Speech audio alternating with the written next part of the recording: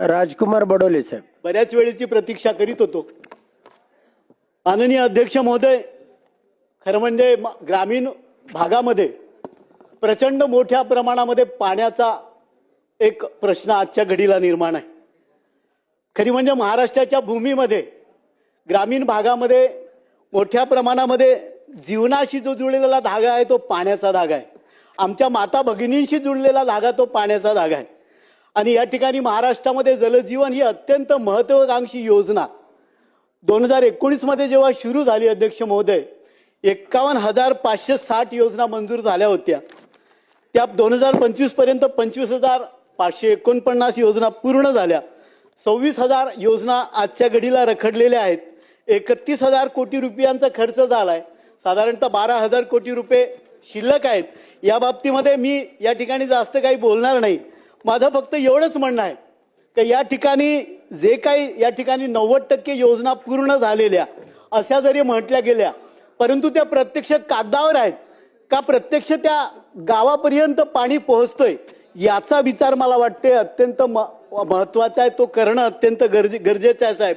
मी गावामध्ये जेव्हा गावागावामध्ये आम्ही जातो तेव्हा आमचा पहिला प्रश्न आम्हाला लोक विचारतात की साहेब आमच्या नळाला पाणी केव्हा येईल, पाईपलाईन खोदली आता रस्ते केव्हा होतील, नळ्याच्या तोट्या चोरून नेल्या त्या पूर्ण केव्हा होतील. साहेब ऐकून घ्या, 2 मिनिटं ऐकून घ्या फक्त. 2 मिनिटं मुद्द्यावरच बोलतोय. इतक्या वेळपर्यंत मी बोललो नाही, मुद्द्यावरच बोलतोय साहेब.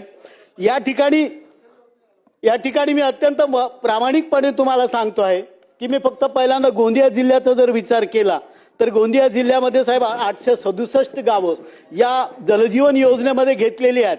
25 गावं आतापर्यंत फक्त नळ योजना त्या ठिकाणी पूर्ण झाली. उर्वरित 738 गावं आहेत ते अर्धवट आहेत. अजूनही त्या गावांमध्ये पाणी गेलेलं नाही आहे. म्हणजे 79% गावांमध्ये अजूनही पाणी त्या ठिकाणी पोहोचलेलं नाही आहेत. या ठिकाणी 1047 योजनांपैकी साहेब 445 योजना पूर्ण झालेल्या आहेत आणि 445 योजनांपैकी 90 योजना साधारणतः सुरू आहेत. 602 योजना अपूर्ण आहेत. त्या ठिकाणी बरेच जे कॉन्ट्रॅक्टर आहेत त्यांच्याकडे गेला तर ते म्हणतात साहेब आमचे पैसे भेटलेले नाहीत. ज्या ठिकाणी मी त्या ठिकाणी बघितलं आहे की पूर्ण जिल्ह्यामध्ये 3 किंवा 4 एजन्सी आहेत त्यांना फक्त विद्युत कनेक्शनचा कॉन्ट्रॅक्ट दिलेला आहे. त्या 3-4 एजन्सींपैकी 3 ठेकेदारांनी काम केलेलं आहे, फक्त 10% कामं केलेली आहेत. उर्वरित सगळ्या योजना आजच्या घडीला पेंडिंग आहेत. वारंवार आम्ही मुख्य कार्यकारी अभियंत्याला, जिल्हा परिषद अध्यक्षाला या बाबतीत विचारतो. आम्ही विचारतो एवढ्या योजना तुम्ही का घेतल्या.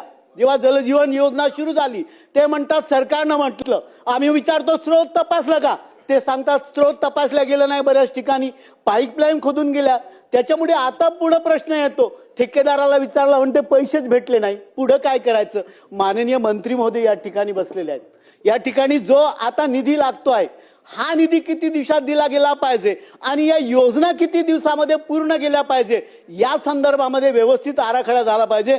गोंदिया जिल्ह्याच्या बाबतीत जर बोलायचं झालं माननीय अध्यक्ष महोदय तर या ठिकाणी मी एवढंच सांगेल की त्या जिल्ह्यात श्वेतपत्रिका तयार झाली पाहिजे. कारण जिल्हा परिषदेच्या अध्यक्षाला भूमिपूजनाला बोलवल्या गेलं नाही, जिल्हा परिषद सदस्याला भूमिपूजनाला बोलवल्या गेलं नाही. एक कॉन्ट्रॅक्टर आला, त्यांनी ग्रामपंचायतकडून एक त्या ठिकाणी ठराव नेला आणि त्या ठिकाणी त्यांनी सुरू केला, कुणालाच माहित नाही. अशा पद्धतीचं जर नियोजन झालं असेल तर फार दुर्दैवी आहे. माझ्या विधानसभेचा जर विचार केला तर 150 योजना आहेत. 150 योजनेपैकी फक्त 25 योजना पूर्ण झाल्या आहेत. मगाशीच त्या जेईला विचारलं, कार्यकारी अभियंत्याला विचारलं केव्हा सुरू होतील, पत्ताच नाही आहे साहेब. अशा पद्धतीचं जर असेल तर हे जलजीवन महत्वाकांक्षी योजना, कारण मागच्या कालखंडामध्ये जलस्वराज्याचं ज्या पद्धतीनं या ठिकाणी बट्ट्याबोळ झाला तशा पद्धतीनं या योजनेचा बट्ट्याबोळ होता कामा नये एवढीच विनंती या निमित्तानं मी या ठिकाणी आपल्याला करतो. आणि नगर विकास विभागाच्या बाबतीत बोलताना मी फक्त म्हणेल सर, या ठिकाणी मंत्री महोदय बसलेले आहेत.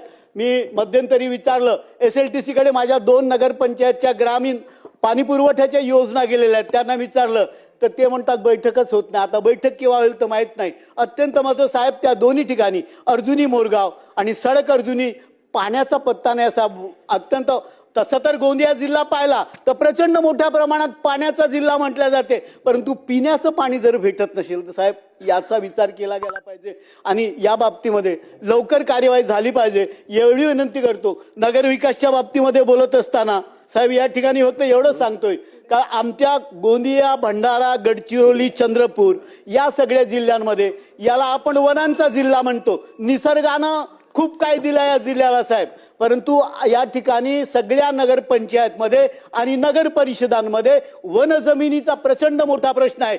घरकुलं मंजूर झाली आहेत, घरकुलं बांधताच येत नाही कारण त्यांना वन जमिनीचे पट्टेच दिले गेलेले नाहीत. आम्ही वारंवार त्या बाबतीत प्रस्ताव पाठवतो परंतु त्याच्यावर काही कार्यवाही होत नाही. माझी विनंती आहे की या सगळ्या ग्रामीण भागात नगरपंचायत क्षेत्रामध्ये ज्या ज्या ठिकाणी हे झुडपी जंगलाचा विषय आहे या बाबतीमध्ये पण नगर परिषद नगर विकास मंत्री महोदयांनी आणि माननीय महसूल मंत्री महोदयांनी या ठिकाणी बैठक घेतली पाहिजे आणि भंडारा, गोंदिया, गडचिरोली, चंद्रपूर आणि तिथल्या ज्या नगरपंचायती आहेत, माझ्याकडच्या पण नगरपंचायत सडक अर्जुनी असेल, अर्जुनी मोरगाव असतील, गोरेगाव असेल, सालेकसा असेल, या ठिकाणी सगळीकडे जे घरकुल होत नाही हा घरकुलाचा प्रश्न आपण मार्गी लावावा एवढीच विनंती करतो. या ठिकाणी थांबतो. नमस्कार, धन्यवाद. सन्मान